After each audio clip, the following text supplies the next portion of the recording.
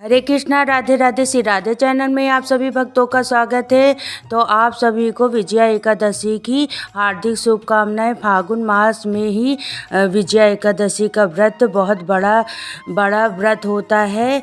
इसे सफलता के लिए पाने के लिए व्रत या पूजा आप ज़रूर करें। सरकारी नौकरी पाना हो या परीक्षा में पास होना हो, संतान प्राप्ति चाहते हो, विवाह में देरी हो रही हो या अपने घर में सुख समृद्धि पाना चाहते हो तो एकादशी का व्रत आप ज़रूर करना चाहिए, क्योंकि हर प्रकार के संकट विपत्ति पर विजय पाने के लिए आपको विजया एकादशी का व्रत ना कर पाएँ तो आप पूजा ज़रूर से करें।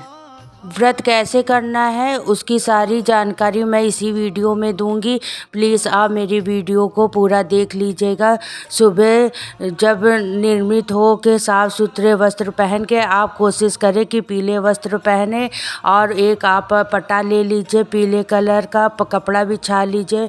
उसमें आसन के लिए हम तिल रखेंगे उनको आसन देने के लिए।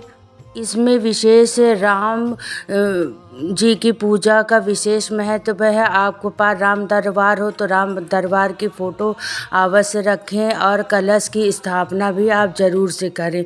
तो मेरे पास राम जी की फ़ोटो थी, मैंने रख दिया। विष्णु भगवान की फ़ोटो थी, वो भी मैंने रख दिया। कहते हैं कि श्री राम जी ने पहली बार ये व्रत को किया था और ये सबसे बड़ी एकादशी मानी जाती। हर कार्य में सफलता दिलाना, विजय दिलाना। इस भगवान जो श्री राम थे, सोने के कलश के ऊपर भगवान विष्णु की प्रतिमा को रखकर पूजा किया था।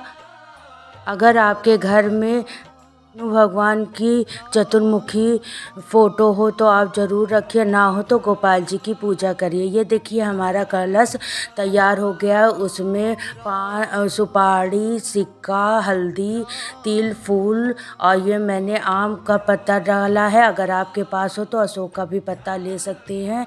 उसमें हल्दी और चंदन और से आप तिलक कर दीजिए। स्वास्तिक मेरे में नहीं दिख रहा है लोटे में, मैंने लोटे में भी स्वास्तिक बनाया है। आप लोटे में भी स्वास्तिक बनाइए और मौली से लोटे का मुंह आप बांध दीजिए। फिर उसमें स्वास्तिक बना के ऊपर आप तिल और फूल रख के आप उसको स्थापित कर दीजिए। मेरे पास विष्णु भगवान की पीतल की मूर्ति नहीं थी तो मैंने लड्डू गोपाल जी हैं हमारे क्या, मैं उनकी ही पूजा करूँगी। फूल और सफ़ेद तिल का बहुत महत्व है। इसमें अक्षत नहीं एकादशी पे नहीं चढ़ाया जाता है। और गणेश भगवान भी मेरे पास थे तो मैंने उनको भी स्थापित कर दिया है। और मैं गोपाल जी को कच्चे दूध से स्नान करा रहे हैं। पहले हम कच्चे दूध से स्नान कराएंगे, फिर उसके बाद हम सादे जल से स्नान कराएंगे। आपके पास कोई भी कलश हो, चांदी का, सोने का, पीतल का, तो आप मिट्टी का, आप चारों में से कोई भी कलश ले सकते हैं। स्टील का कलश ना रखिएगा, क्योंकि इस व्रत में कलश की बहुत ही महत्व होता है, कलश की ही पूजा होती है। तो हम गोपाल जी को इसको अच्छे से स्नान करा के फिर कलश पे ऊपर स्थापित करेंगे, फिर इनकी पूजा करेंगे।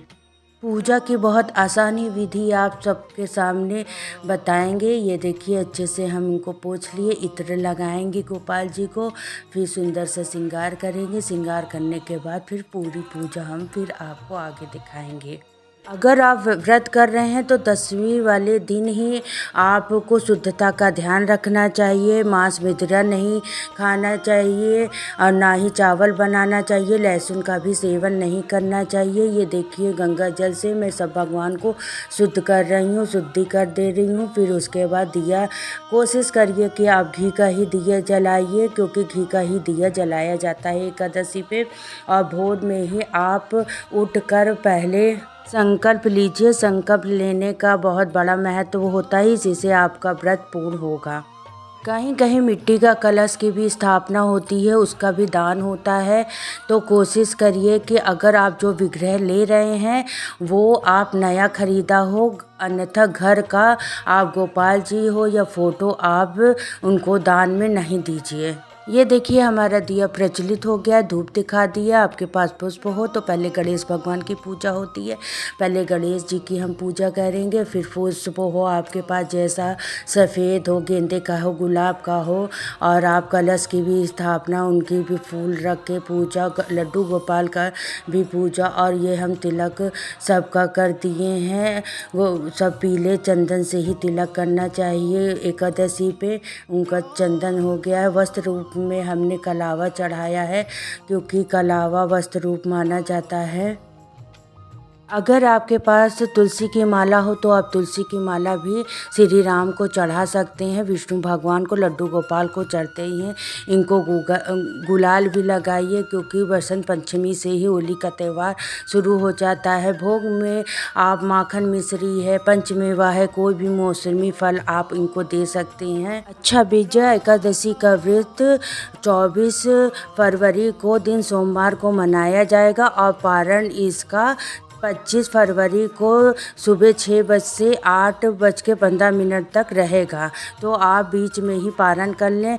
ये देखिए पहले हमने कथा कर ली है, फिर कुछ दक्षिणा हो आप दक्षिणा रख दीजिए, फिर आरती करिए, फिर पूजा में हुई गलतियों को माफ़ करिएगा। और मीठे में कुछ भी हो, सिंघाड़े का मेन महत्व होता है। आप सिंघाड़े का हलवा भी बना के चढ़ा सकती हैं। अब 3 बार दिया को घेर के, फिर उसके बाद जो गलती हुई उसको क्षमा याचना आप करके और आप अपना व्रत शुरू कर सकते हैं। बस यही है, सरल और साधारण विधि से पूजा हमारी संपन्न हो चुकी है।